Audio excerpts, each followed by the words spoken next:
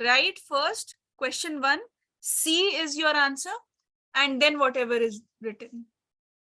Otherwise, if you'll just put in the content, you will lose marks. Now, from now onwards, if I'll see, I'll not give marks. If you have not mentioned the part, fine, try to mention the part. And many students do not attempt all the questions.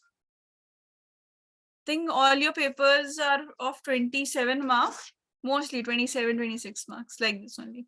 MCQs are always for 1 mark, and your numericals, rest of the portion, that is of 3 marks usually. The rest of the parts, fine. So I think you will get the results also soon. 5 mock tests, 6 mock tests have occurred, no till now. Okay, let's start with the revision of semiconductors. Let's see all the important questions that have come in your previous years in examination. So basically, before going into the PN junction part, you have one important topic, that is energy band theory, before which you just have to remember basics of classification of solids. That is how you differentiate conductor with respect to semiconductor and insulator. This you have to differentiate how semiconductor term is given, because it has properties in between of insulator and conductor. That's why the name is given as semiconductors. Now, see, then you have next as the energy band gap theory. Here you have conduction band, here you have valence band. Valence band has electrons. Now, electrons from the valence band gets excited and goes into the conduction band, and these electrons which are present in conduction band are responsible for energies or electricity. Whatever current electricity you get, that is just because of these electrons. These free electrons which are present in valence band, which because of getting certain amount of thermal energy gets excited and go into the conduction band. Now, depending upon the type of conduction band, depending upon the type of energy gap, you have solids classified as conductors, semiconductors, and insulators. So if your conduction band is partly filled, you call it as conductor. Energy gap greater and conduction band filled, energy gap more than 3 electron volts, that is your insulator. Energy gap less than 3 electron volt with conduction band filled, that is your semiconductor. So these are your conductors. See, conduction band is partly filled over here. Energy gap can exist, and even energy gap cannot exist, means both the bands can overlap with each other. Conduction band and valence band, both the bands can overlap with each other. So completely filled valence band exists, while partly filled conduction band exists. These materials you classify as solids. Then you have insulators. In insulator, conduction band will be completely empty. Your valence band will be completely filled with electrons. See, valence band will always remain filled, but depending upon the ability to cross the energy gap and reach onto the conduction band for conduction to occur, makes your solid unique. Now see here what happens. Conduction band and valence band have a lot of energy gap. So it becomes very difficult for these electrons to cross. The energy gap is greater than 3 electron volt. So it becomes difficult for the valence band to cross this energy gap, whatever is this barrier, more than 3 electron volt. And it is not able to reach the conduction band. So if it does not reach the conduction band, conductivity does not occur, no conduction occurs, no electricity passes. That's why we say insulators are poor conductors of electricity. This is just the reason. One of the reasons is, basic reasons is this, because of thermal energy. Then you have semiconductors, same thing, conduction band is fully empty, your valence band is completely filled, but the energy gap, this is less than 3 electron volts. So substances like diamond has 6 electron volt as the energy gap. So 6 electron volt. This is greater than 3 electron volt. So you will classify it as insulator. While you have silicon and germanium having values 1.1 electron volt, 0.72 electron volt. So these values are less than 3 electron volts. So you'll classify this as semiconductors. So these are the basic differences how to classify solids into semiconductors, insulators, and conductors. Then you have types of semiconductors, intrinsic and extrinsic. The basic semiconductor that exists for one complete atom, you call it as intrinsic. while other one you call it as extrinsic, where some impurity has been added. Now the atom that is added to make the material impure, you call that as dopant, and the entire process is known as doping. Now extrinsic semiconductors are also of two types, p-type, n-type. This depends upon the type of dopant used. If it's a pentavalent dopant, means having 5 electrons in the valence outermost shell, we call the semiconductor as n-type semiconductor. And the type of semiconductor which has trivalent electrons, trivalent atoms, having 3 electrons in the outermost shell or valence electron, you call it as p-type. This is just a basic difference. And one more thing. So here, yes, in intrinsic semiconductors, these are pure semiconductors. Number of electrons and number of hole will remain same here. Number of electron and number of hole remain the same. You increase the temperature, thermal energy gets increased, and electrons bond breaks, covalent bond breaks. Then you have extrinsic semiconductors, pentavalent dopants and trivalent dopants. So this also we have discussed. These are the atoms which are known as dopants. Process is known as doping. Pentavalent atom getting added, you get n-type semiconductor. Now what is important to remember here is n-type semiconductors, these have electrons in majority because pentavalent dopants are the donor atoms. They'll keep on giving electrons. So number of electrons will be more than number of holes. So energy gap is also crossed here because of two mechanisms. One is directly by the donor atom, pentavalent dopant, and secondly by the thermal mechanism that is same with the intrinsic one. One is the same. One mechanism remains same for the intrinsic, extrinsic one. That is by just the exchange. Second one is through the electron donation by the pentavalent. Fine. So lastly, you have p-type semiconductors in which number of holes are in majority and number of electrons are in minority. Why? Because the trivalent atoms, these are acceptor atoms. These consume electrons. These accept electrons, make covalent bond. So they consume electrons. So electrons number in totality decreases. These are all the differences. Now, this is one important relation. We just discussed it. We didn't practice any numericals on it. So some questions have come. Very few questions come from this formula. But this is just one formula that is present entirely here. The rest of it you have from p-n junction. So number density of electrons in extrinsic, number density of holes is nh in extrinsic, and number density of holes and electron is same in intrinsic. So we'll just write ni. Ni can be electron also, hole also. Number, since the number is same, it's better to represent it as ni. So Ne into nh is equal to ni square. Now try one numerical, all of you, then we'll discuss it. Those who will get their answers, share your answers, whatever you're getting, and all of you at least attempt all the questions. Try to answer it, whatever answer you're getting, submit it in the chat column. Because then afterwards, when we'll discuss it, it will be better for all of you to remember it. So I'm sharing the first question. All of you, please try. Yes. So it says, suppose a pure silicon crystal has 5 into 10 to the power 28 atoms per meter cube. So it is doped by 1 ppm parts per million concentration of pentavalent arsenic. You have to calculate the number of holes and electrons, and Ni is given. This is a question from your NCERT, and this has come in CBSE 2007 also.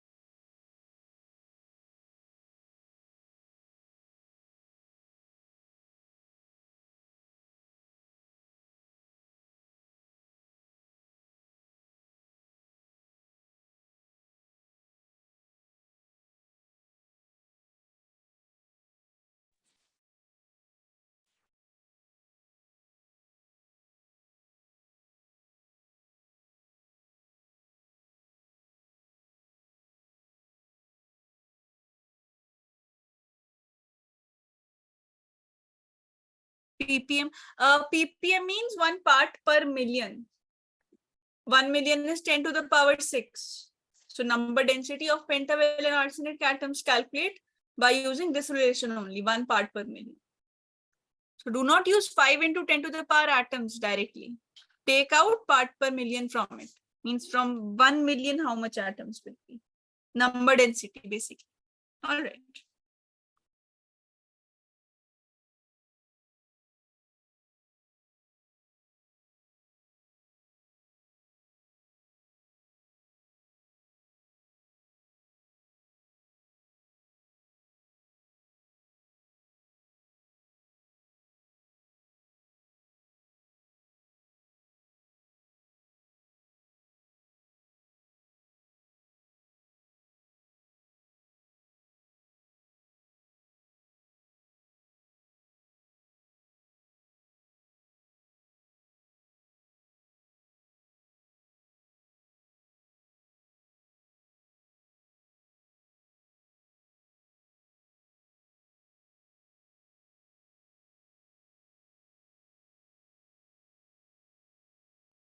Okay, Mariam has solved the answer also, and answer is right. Others also tried.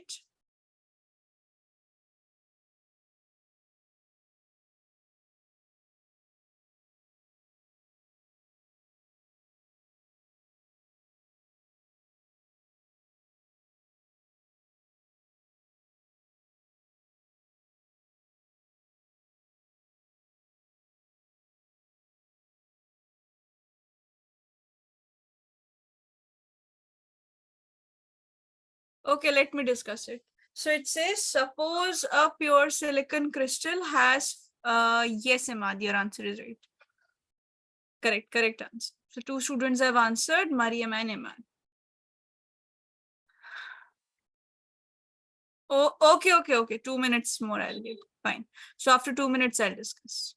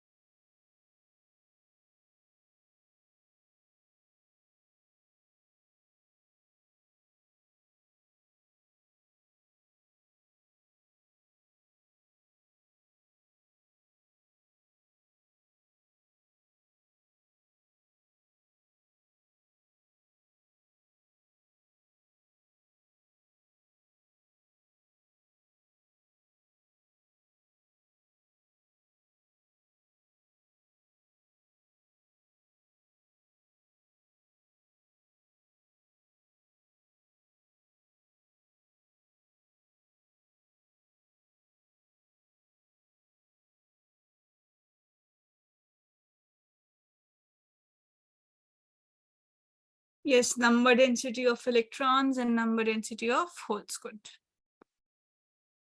So only Madhya answered number of electrons. You had to answer both number of electrons and holes. Mariam and Imad, what's your answer for number of electrons? Share number of electrons as well. See, number of electrons is very easy class. A pure silicon crystal has 5 into 10 to the power 28 atoms per meter cube, right? It is doped with arsenic, pentavalent, right? So in 1 ppm means 1 part per million. 1 ppm means, right, Mariam, answer is correct. So 1 ppm means 1 part per million. Fine. Now the number density of the pentavalent atom. See, 5 into 10 to the power 28 atoms are given per million. Per million means 10 to the power 6. This is per million. So your answer will simply be 5 into 10 to the power 22 atoms per meter cube, or directly you will write electrons. So see, why? Thermally generated electrons which are present, they are negligibly small as compared to those produced by doping. That's also one of the reasons why we are equating this. So your number of electrons is 5 into 10 to the power 22 per meter cube of electrons. Now you have number of electrons, you have Ni with you. See here, you have Ni with you, number of electrons are present. So if number of electrons and Ni, see Ne is 5 into 10 to the power 22. Ni was given in the question as 1.5 into 10 to the power 16.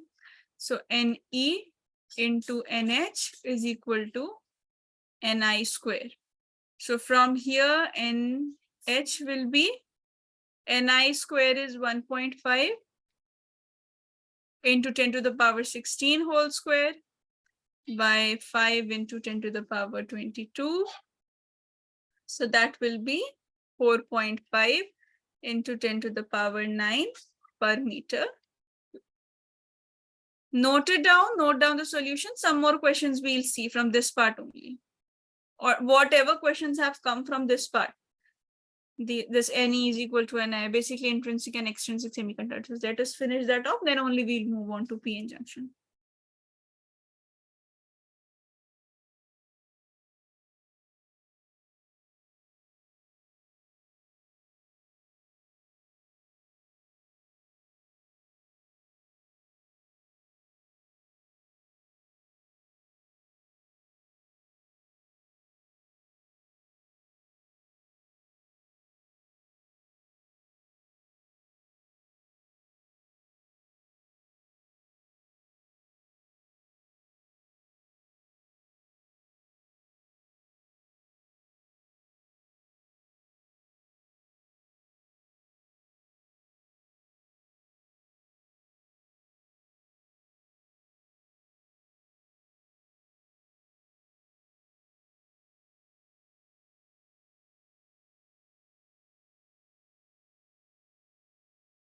N to the power 6, because here million is given, no, 1 ppm is given. That is not the SI unit,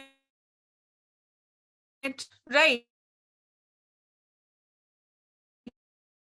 You have to have the units.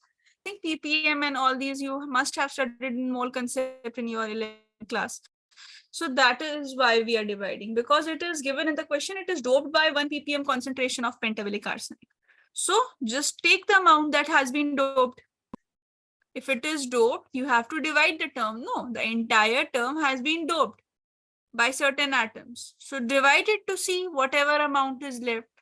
That's why to get the doping concentration of pentavalent atoms is 1 ppm. And to get the number density of pentavalent arsenic atoms, we divide it to find out what is the number density of pentavalent arsenic atoms.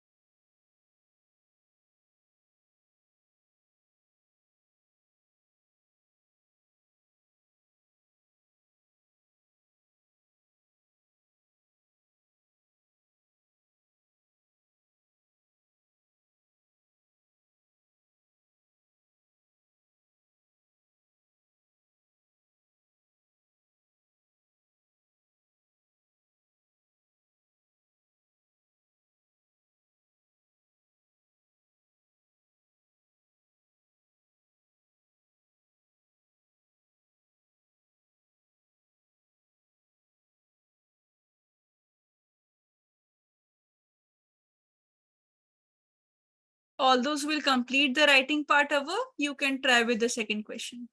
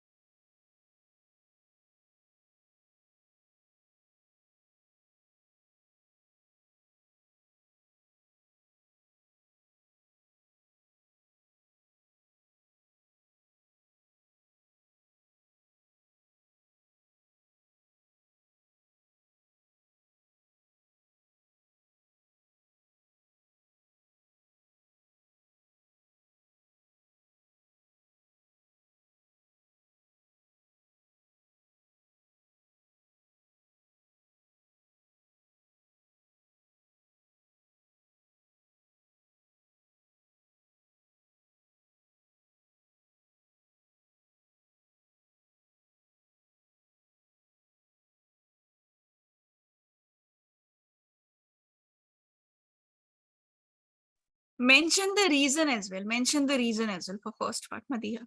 Yes, Mariam, good. First part is very easy. At least all of you should answer the first part. What type of semiconductor is obtained on doping?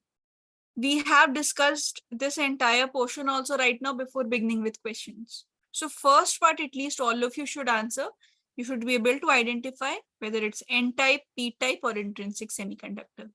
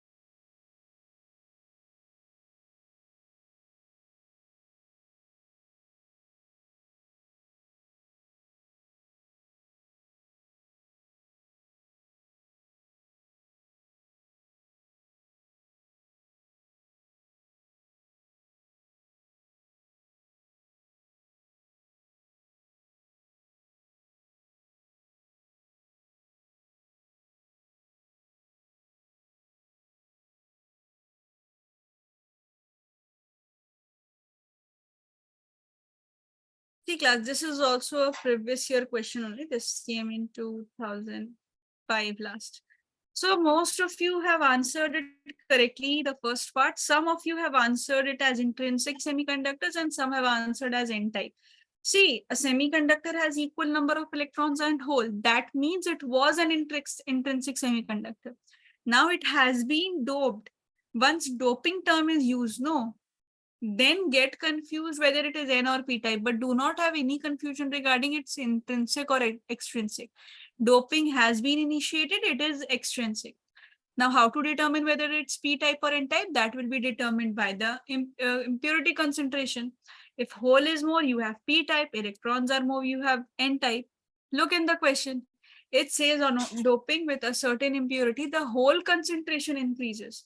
If number of holes in the first part, number of holes are increasing. If number of holes are increasing, then the semiconductor is of P type, not of N type, and intrinsic to hai nahi.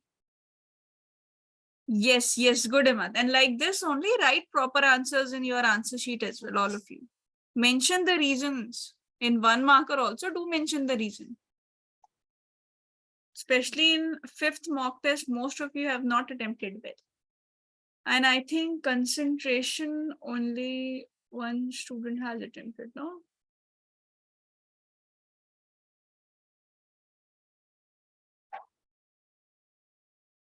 Someone had attempted it. Okay, yes, Madiha. Madiha's answer is right.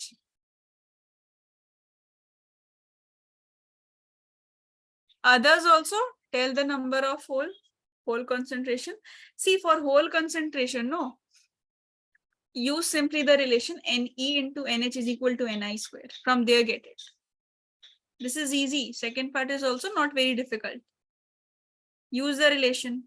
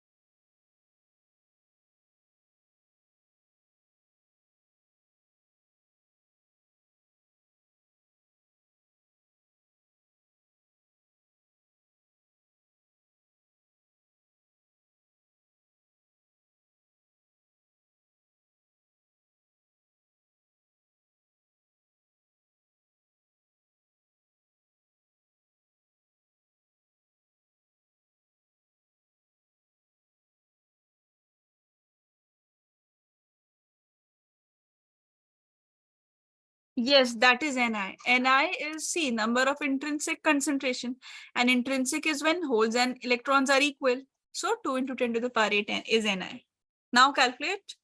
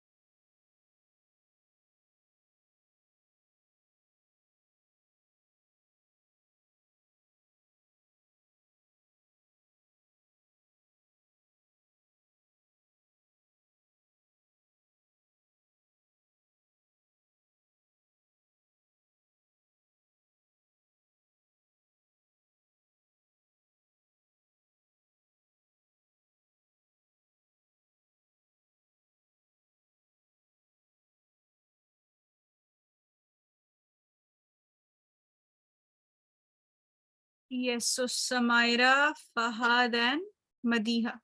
3 students have answered it correctly. See, NI is given in the question. No, how to identify? Some of you were asking how to identify NI because NI is not given. See here, semiconductor has equal electron and hole if number of electrons and holes are equal. This is Ni only given. No, intrinsic has a number of electrons and holes equal. So Ni is 2 into 10 to the power 8. Now use the relation. Ni into Ne is equal to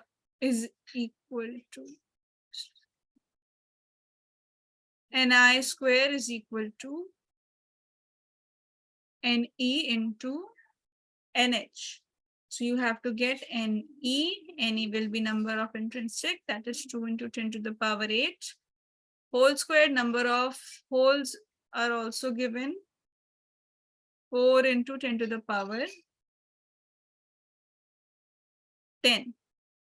So your answer will be 10 to the power 6 per meter.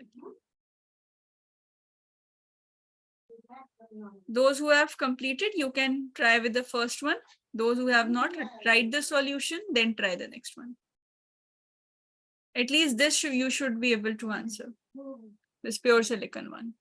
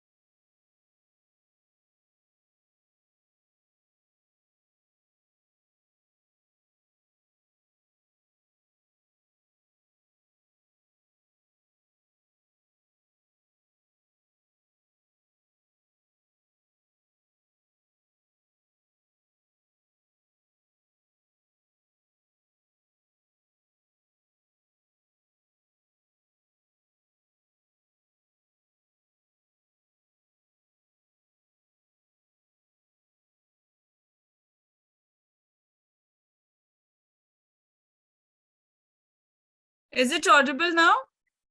Yes, ma'am. Okay. So Madiha, Fahad, Mariam, Ahmed, your answers are right. Imad, I was asking you your answer. 5 into 10 to the power 9 to the power minus 3. Okay, per meter Yes, cube. ma'am. I think. Oh, yeah, yeah. Okay, okay. Right. Correct answer. So all of you have written. I was saying that this question is very easy, but it has repeated itself in 2008 and 13. So now from here, we have to just find out any. These types of questions are very basic, very common. Only these pattern of questions come. So NE will be NI square is 1.5 into 10 to the power 6 whole square divided by 4.5 into 10 to the power 22. So number density of electron, this becomes 5 into 10 to the power 9 per meter cube or meter cube inverse. Note it down.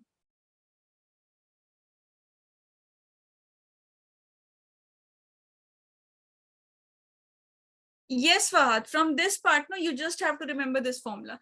If you know the formula, just identify any NHNI, nothing else will be repeated. So that's why I've made you practice at least three numericals that have come. One straight same type of numerical has come in 2005 also, and once in 2013. So those two questions I'm not doing, just the values have changed. Just the powers of 10 have changed. Just this formula, remember it, most of your questions will be solved. Now, this is a different question. Try this, all of you. Use the past concepts of modern physics for this question. This F the energy part. This is all about modern physics only, but this had the weightage was included in semiconductors.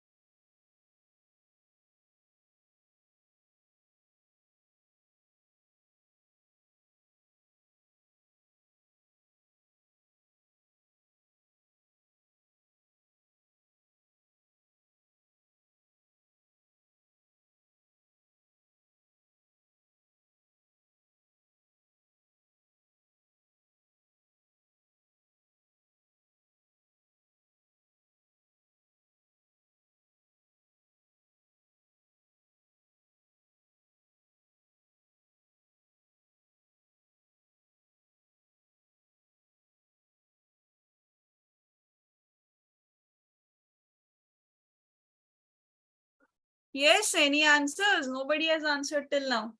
See, this is your question from your dual nature only. The formula base is, see, energy gap you have to calculate. But energy gap is what? Energy gap's formula is same, hc by lambda only. hc 6.6 into 10 to the power minus 34. Speed of light 3 into 10 to the power 8, and wavelength is 589 nanometers, so 10 to the power minus 9. When you solve this, you will get it. One more thing, 1.6 into 10 to the power minus 19 divided here only, so that you get your answer in perfect electron volt unit.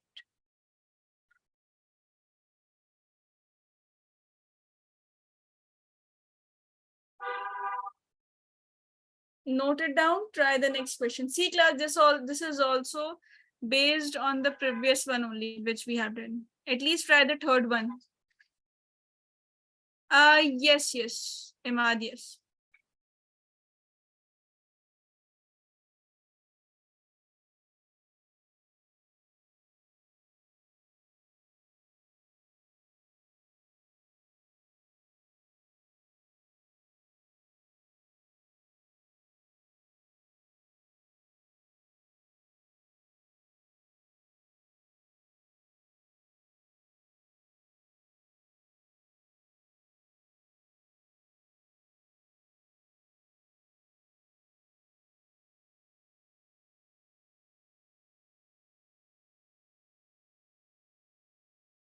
Electronic charge, because we just have to convert it into electron volt. I wanted to write the complete answer in electron volt, that's why I divided. Otherwise, if you do not divide, your answer will be in joules.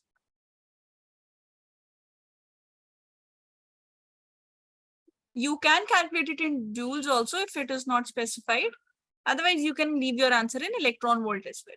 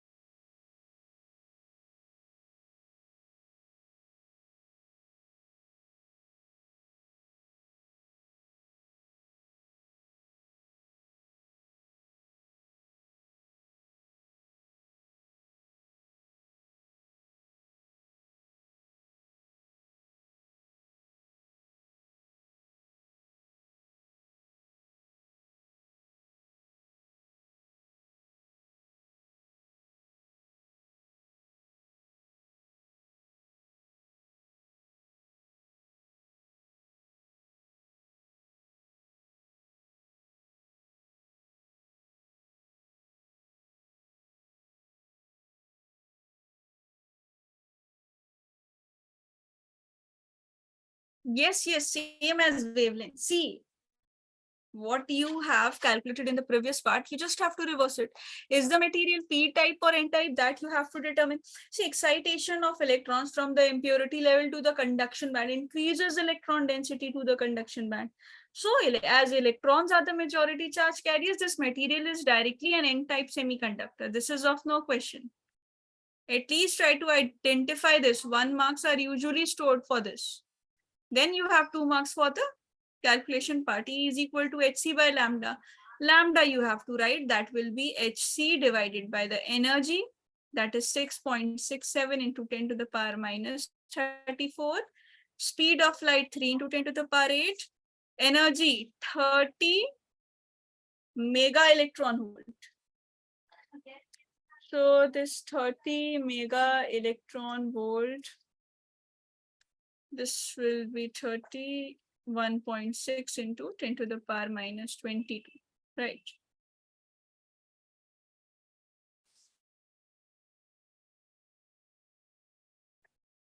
So this will become, no, this is milli, no? So 10, yes, milli electron volt, 10 to the power minus 22, right? Yes, see,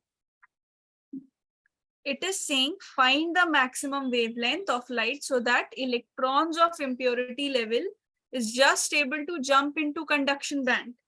When is the electron able to jump into conduction band? Excitation, see, excitation is occurring, excitations will keep on occurring. It means all the electrons from the valence band will keep on jumping to the conduction band. So in the conduction band, electrons will keep on increasing. Once electron number gets increased, it is N-type semiconductor. Fine. So answer to this is, I think, 4.125 into 10 to the power minus 5. Just cross check whether this is the answer or not by your calculations. This will be the last question. Then note down this. Then one last question from this topic. Then some questions from PN junction.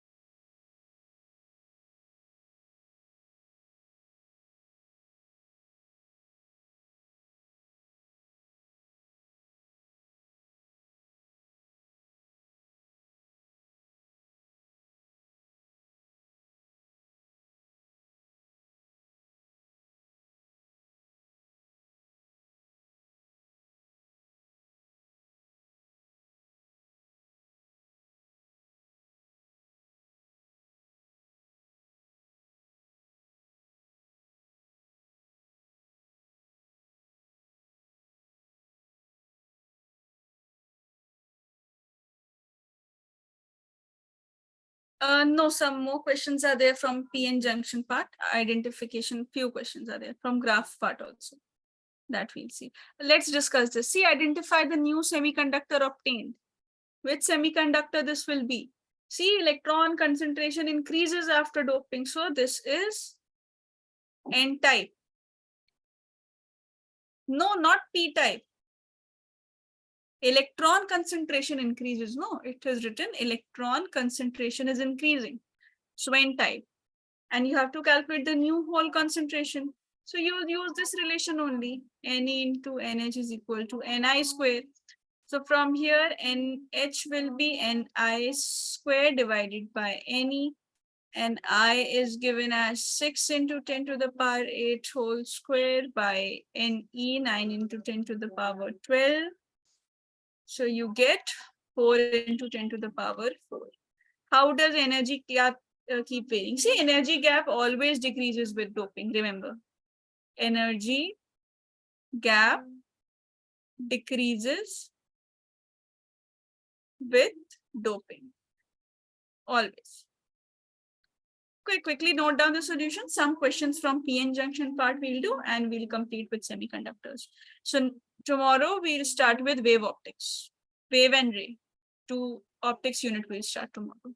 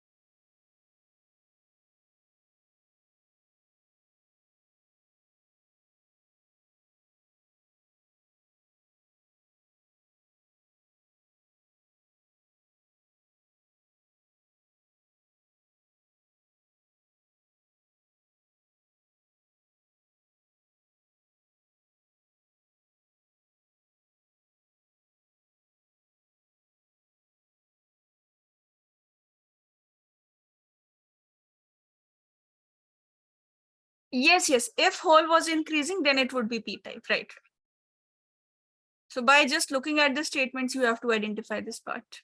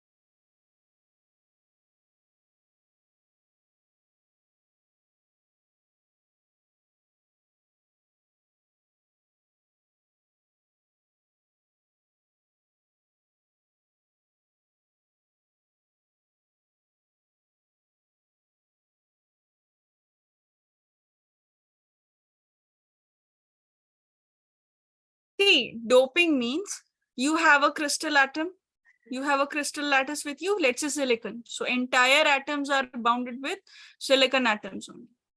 Now I have somehow managed to added aluminium atoms. So now these aluminium atoms have disturbed the equilibrium of all the silicon atoms. So aluminium atoms along with the silicon atom, these are disturbing. Now it has become impure. So now aluminium atom will act as dopant, means an atom that makes a purity impure. That is meant by dopant. So this process of addition, of adding these atoms, this is known as doping. Doping means only you are adding impurities. So you're transforming intrinsic into extrinsic. Then we have this p-n junction part in a single crystal. If you dope one side with pentavalent and one side with trivalent, you get one side as p-type, one side as n-type. So electrons are in majority in n-type, while holes are in majority in p-type. So it does not mean that there are no electrons in the n-type or no holes in the p-type. This is not it. Electrons are there in the p-type as well, and very few holes are also there in the n-type. Now, when the current begins, the majority charge leave their place by the process of diffusion. So when these charges leave their place at first, they'll drop up the other charge. Like if a positive charge moves, it will drop a negative ion. When the electron will move, it will create holes again. Now, when the barrier potential is set because of electric field, the minority charge also begins their motion. When the minority charge begin their motion, that is known as drift. So here also you have to identify biasing, which is important. In forward biasing, p-type is connected to the positive terminal and n-type to the negative terminal. 4 things are there you should remember. Flow of majority charge carries across the junction. Barrier potential should decrease. Width of depletion region should also decrease, while the resistance also decreases. So resistance decreases, current increases. So you should be able to identify microampere in forward biasing. In reverse biasing, you have p-type connected to negative terminal and n-type connected to positive. So what do you have? You have minority charge carriers across the junction.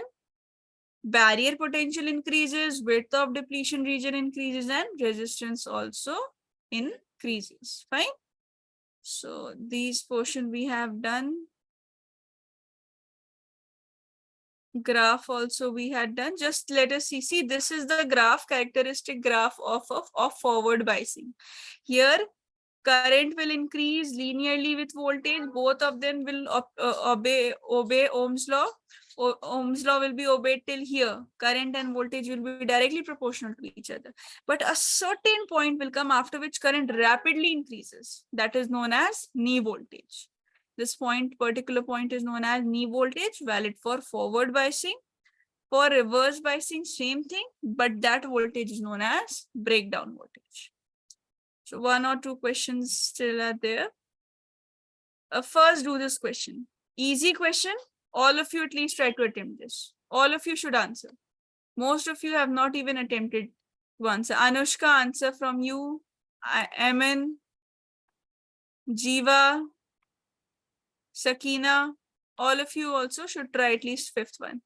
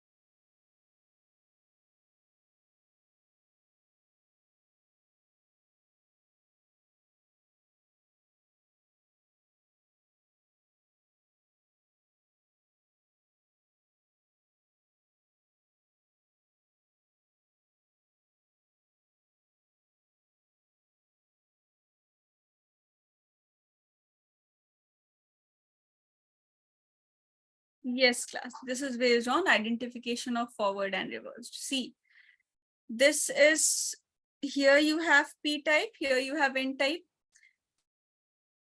Now see, P is connected to the positive terminal, N is connected to negative terminal. And here what is happening? N is connected to positive. This is forward bias, this is reversed bias. Which bulb out of these will glow and why? Forward bias, reversed bias means here there is no value of the circuit even. It's like an open circuit. Here you have the proper current flowing, unless and until the current flow. So B1 bulb. So D1 diode will allow B1 bulb to glow. Reason is that forward biasing. So this was just from your 1 markers. Yes, this is one question. Note it down. I'll discuss it. This is one good question.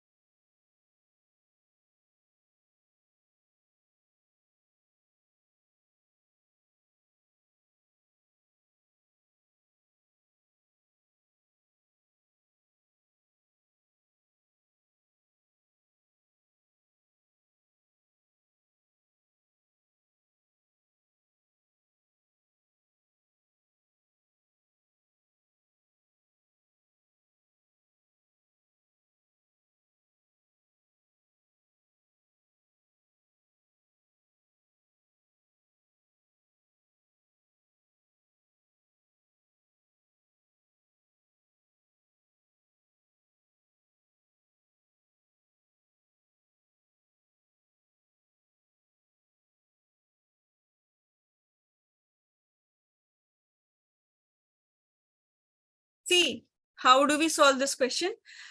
Following table gives you set of values of V and I. Now, resistance part, no, is same exactly what you've studied for current electricity. That portion will remain the same. So forward bias, you have voltage. Forward bias, you have the current value. Then you have reverse bias voltages and current values. See, you for forward biasing, you will find the change in voltage. For biasing, you'll find the change in current. Divided, you get the resistance for forward. Same thing for reverse. Take the change in voltage here. Take the change in current here. Then divide it, you get the values of res. Yes, final minus initial. Good. Final minus initial. And even if you're getting negative, take the modulus because resistance cannot come in negative. If you're doing final minus initial and the answer is coming negative, take the modulus. So that will become final minus initial. So here also, same thing for forward biased.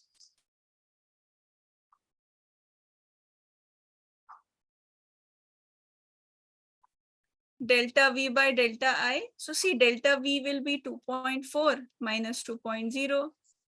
Delta I will be 80 minus 60 milliampere. So we'll convert it into 10 to the power minus 3.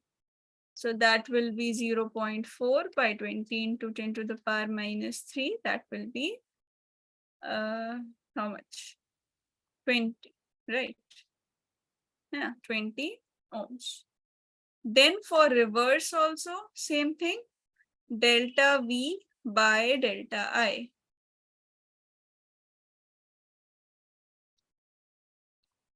So delta V is minus 2, minus 0. And delta I is minus 0.25 minus 0. So, and this is microampere. So 10 to the power minus 6 we'll put in. So this will become minus 2 by minus 0.25 into 10 to the power minus 6. Here the minus signs are getting cancelled. So 8 into 10 to the power, this 6 will become positive. So 10 to the power 6. This is the answer.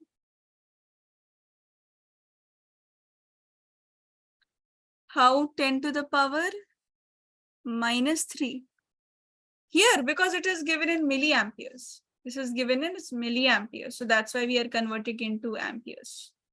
That's why. Forward you have milliampere and reverse you have microampere.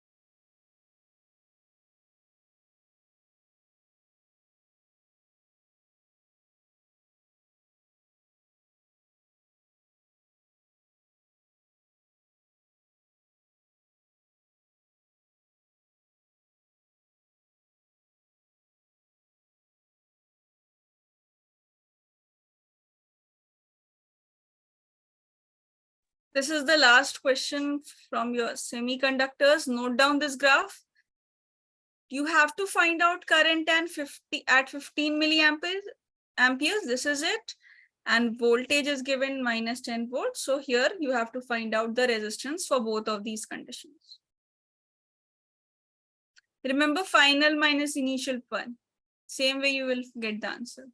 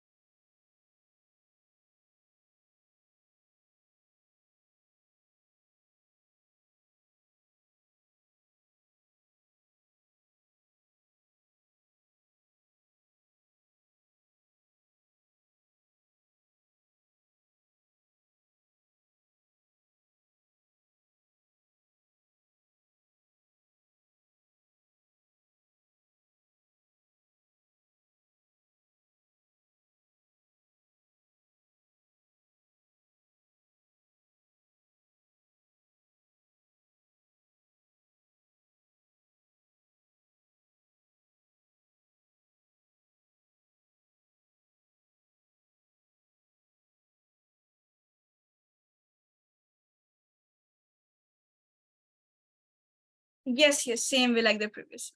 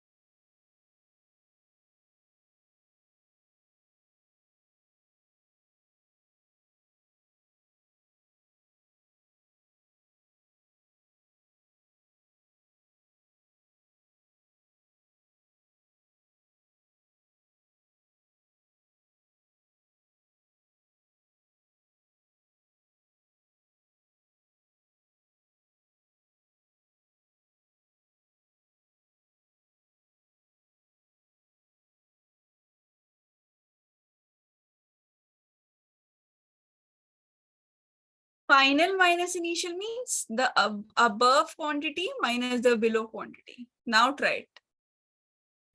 Final as in final for the whole graph.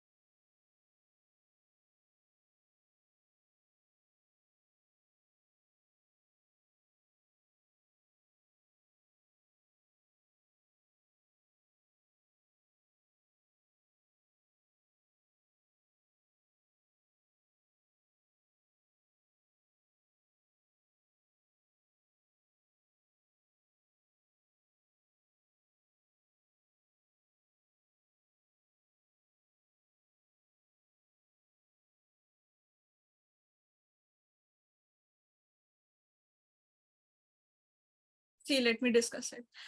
For the 15 milliamperes, see, if it is asked for 10 milliamperes of current, find out the resistance. So for 10 milliamperes, you directly have the value of voltage. So you will divide voltage and current and you'll get the value of resistance.